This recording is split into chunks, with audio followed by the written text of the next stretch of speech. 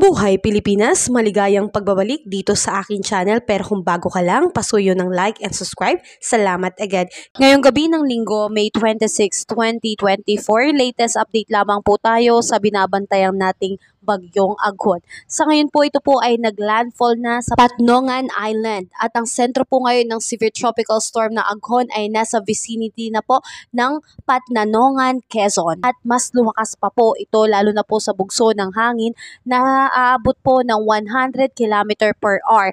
At asahan din po natin ito po ay dahang-dahang kumikilos pa northwestward po. So may dala po itong malalakas na hangin at pag-ulan. Nasa signal number 3 na po dito sa Polillo Island at signal number 2 pa rin po dito sa bahagi ng Aurora, Rizal, Laguna, Quezon at ilang bahagi po ng Batangas. Samantalang nasa signal number 1 pa rin po ang Isabela, Quirino, Nueva Vizcaya, Nueva Ecija, ilang bahagi ng Pampanga, kabuuan ng Bulacan, Metro Manila, Cavite at ilang bahagi po ng Batangas kasama ang Marinduque, Oriental Mindoro, Camarines Sur at Camarines Norte. Kaya mga kababayan, ingat po tayo lalo na po dyan sa mga kababayan natin nakatira sa Polillo Island dahil nasa signal number 3. At ito po yung mga listahan ng mga espesipikong lugar at city po na nasa signal number 1, 2, and 3. So ingat po tayo mga kababayan at kahit na po gabi ay patuloy po tayo maging updated sa ating ulat panahon dahil posible pa pong mas lumakas o kaya naman humina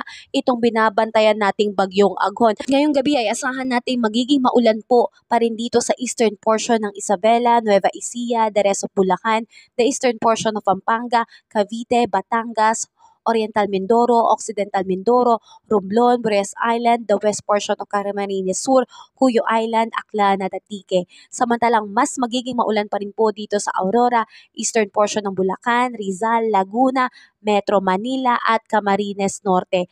At higit sa lahat, mas uulanin po ngayong gabi ang nasa Quezon. So ingat po tayo mga kababayan. Sa ngayon po ay marami na pong na-stranded na mga biyahe ng bus, ng pier at ng mga barko dahil nga po sa lakas ng hangin at pag-ulan na dala nitong bagyong Aghon. So ingat po tayo mga kabayan, kahit gabi na po ay patuloy po tayo mag-antabay sa mga update po sa ating binabantayang bagyong Aghon. So ingat po tayo mga kabayan and pasuyo naman ng like and subscribe kung nakatulong sa iyo ang quick update na ito at pasuyo na rin po ng notification bell para updated ka ulit sa aking mga susunod na upload. Salamat at ingat tayo kabayan.